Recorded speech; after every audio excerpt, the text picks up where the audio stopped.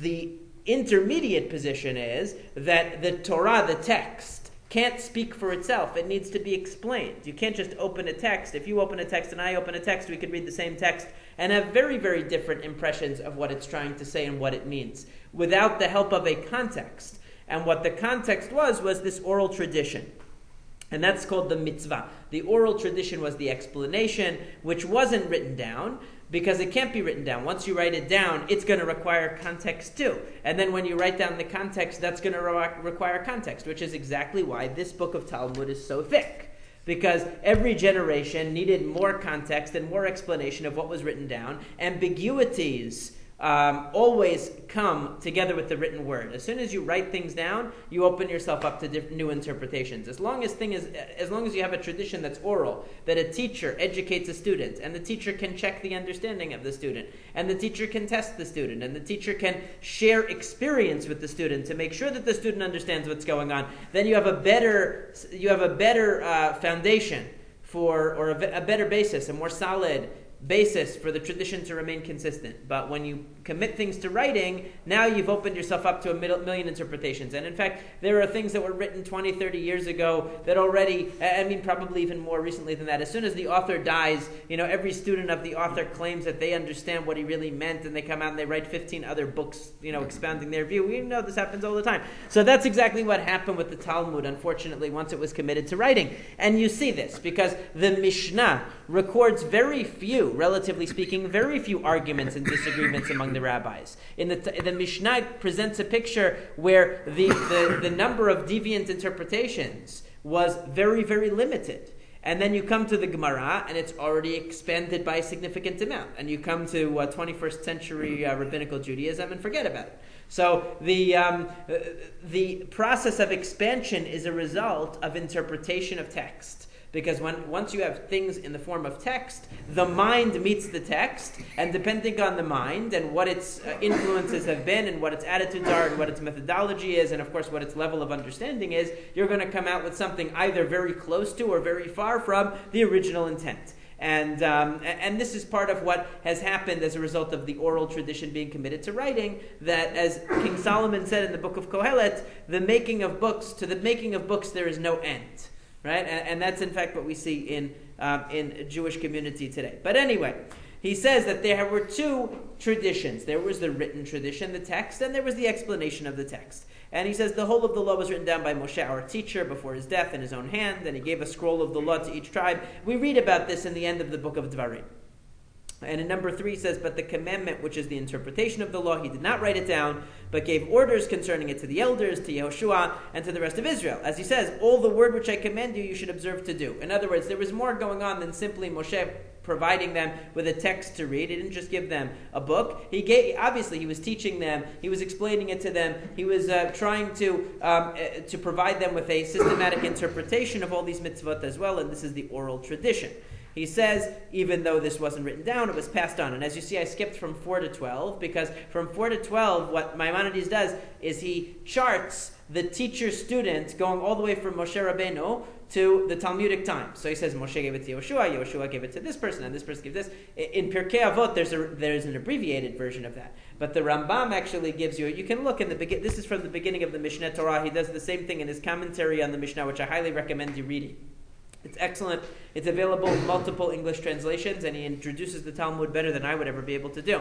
But he gives a systematic presentation where he gives you a thorough, comprehensive list of every rabbi and which rabbis were the same generation and who their students were, going all the way back from Moses to the times of the Talmud. So you can see the chain of tradition there. And then I'm skipping, of course, to what we're concerned with today, because what we're concerned with today is this change that took place at a specific point in history that the Talmud emerged. And we went from an oral tradition, a tradition of teacher-to-student explanation, where you would say to your teacher, hey, it says here in the Torah that I need to bind the words as a sign on my hand. What does that mean? And the teacher says, well, let me tell you about tefillin. I don't need a book. I'll explain it to you because I learned it from my teacher. I'll teach it to you. It says a mezuzah that you're supposed to put a mezuzah. What's supposed to be in it? How are you supposed to do it? I don't need a book for that.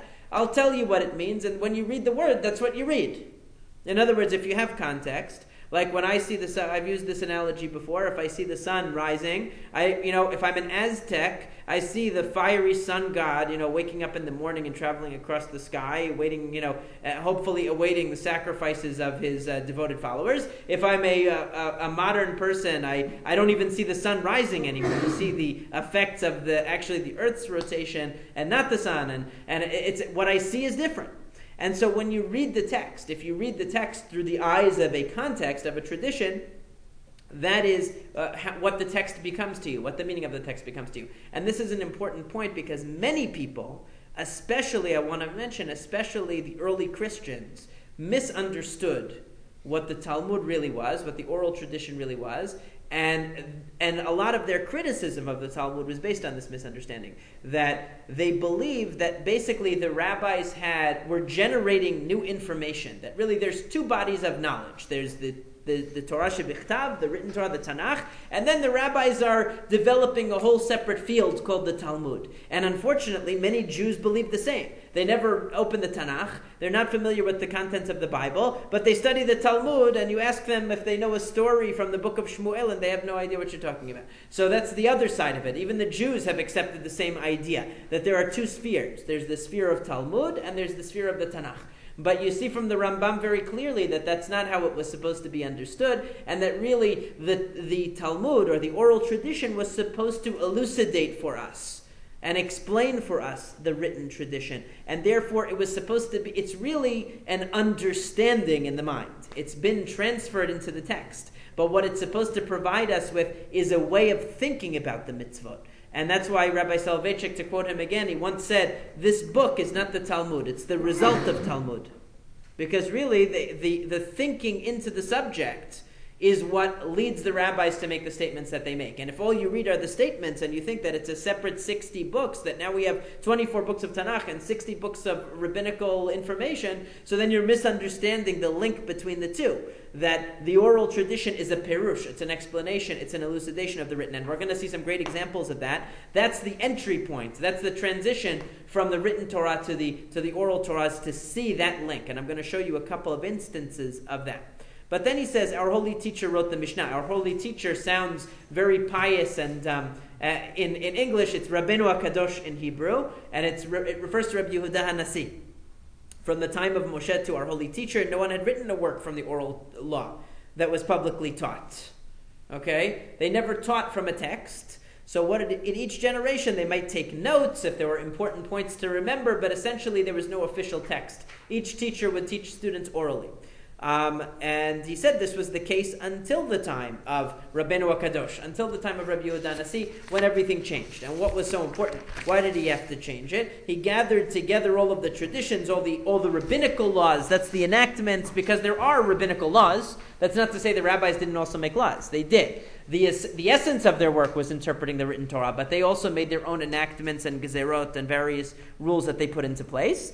All the explanations and interpretations that had been heard from Moshe, our teacher, and had been deduced by all the courts of all the generations. In other words, they had an oral tradition of a tremendous volume, and they took this and wrote the book of Mishnah. But very interestingly, did he simply hand the book of Mishnah to people and say, okay, you don't really need me now, I can retire, you have the written Torah, you have the oral Torah in this book called the Mishnah, and so what do you need rabbis for? Rabbis can back then they didn't have a job called rabbi. That's a new idea. Back then they had day jobs. So they would just go back to their day job. They didn't need rabbis. So no. What did he do? He taught it in public, and it became known to all Israel. Everyone wrote it down and taught it everywhere so that the oral law would not be forgotten by Israel. So why did he do this? Because he saw the number of students was diminishing, calamities were happening, etc., etc. He thus wrote a work to serve as a handbook for all, so it could be rapidly studied and would not be forgotten. And throughout his life, he continued giving public instruction from the Mishnah. In other words, he didn't want the idea of an oral tradition to expire. So he kept the idea of an oral tradition. The difference was that now there was some text with at least the basics contained in it, so that there was some standard, but to which everyone would adhere. And that's why, whether it was in the land of Israel or the land of Babylonia, the two centers of Jewish life, everybody had the same Mishnah. This was in the 2nd century. is when the Mishnah was written down. He goes on to talk about other works that were composed at the time of the Mishnah, that expanded on the Mishnah, the Tosefta, the Baraitot, additional works that were composed by the same rabbis or contemporary rabbis, but didn't make it into the Mishnah. Because Rabbi Yehuda Nasi wanted the Mishnah to be as simple and as basic as possible, and as much to remain oral tradition as possible. And that's why the Mishnah is, to put it plainly, totally indecipherable to somebody without a commentary. That's why if you open it, there's no such thing as a Mishnah without a commentary.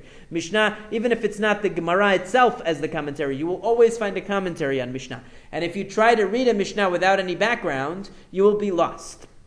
If it's in a subject that you are already familiar with from your youth, and you say, oh, I can open Masechet Sukkah, and I'll read about a Sukkah. Of course you can, because you grew up knowing what a Sukkah was. That's also oral tradition. You didn't figure that out on your own. Your parents did a Sukkah, or your rabbi did, or your community did. That's also oral tradition. But without any context, the Mishnah is indecipherable. Of course, nowadays, we have a context, and back then they also had a context of a living tradition that shaped how they read the text. But so we can't really say, oh, I can read the Mishnah. Open the Mishnah to a tractate that has to do with the sacrifices in the Beit HaMikdash. You're not going to have a clue what it's talking about. I guarantee you, you won't be able to understand it, unless you are somewhat well versed in that material, which most of us are not. But or something in the pure laws of purity. Okay, the Mishnah was divided into 6 sidarim. That's why it's Shisha Sidrei Mishnah. We call it the Shas. Shisha Sidrei Mishnah, which has come to refer to the entire Talmud. But the reason why it's called Shas is Shisha Sidrei Mishnah, the 6 orders of the Mishnah. So why is it Shisha Sidarim? Because Rabbi Yehuda Nasi divided it into 6 topical areas, very broad topics. The first one is called Zira'im, seeds. Seeds encompasses everything related to agricultural matters and also brachot. So as you might imagine, most of the agricultural laws are not applicable today except in the land of Israel. So there wasn't much to do about that particular seder for the Babylonian Jews, and only the Jews of Israel, the Palestinian or Jerusalem Talmud, deals with those tractates in detail. Then you have Moed. Moed is holidays. Of course, the holidays, they apply everywhere. Shabbat is one of the largest tractates in the Talmud, and there are many other tractates in there, tractates about the holidays. A tractate is one section of one of the Shisha Sidrei Mishnah. So if you take, for example, Moed is one of the 6 broad topics. It means special times. So you have Shabbat, you have Yom Kippur, you have Rosh Hashanah, you have Sukkah. You have tractates, sections that deal with specific areas of the laws. And then you have Nashim, which deals with marital issues. You have Nizikin, damages, and very, very popular subjects to study. Then you have 2 that are the least popular perhaps, Kodashim and Tahorot, which are the 2 last segments of the Talmud. They deal with the sacrifices, Kodashim, and Tahorot deals with the purity laws.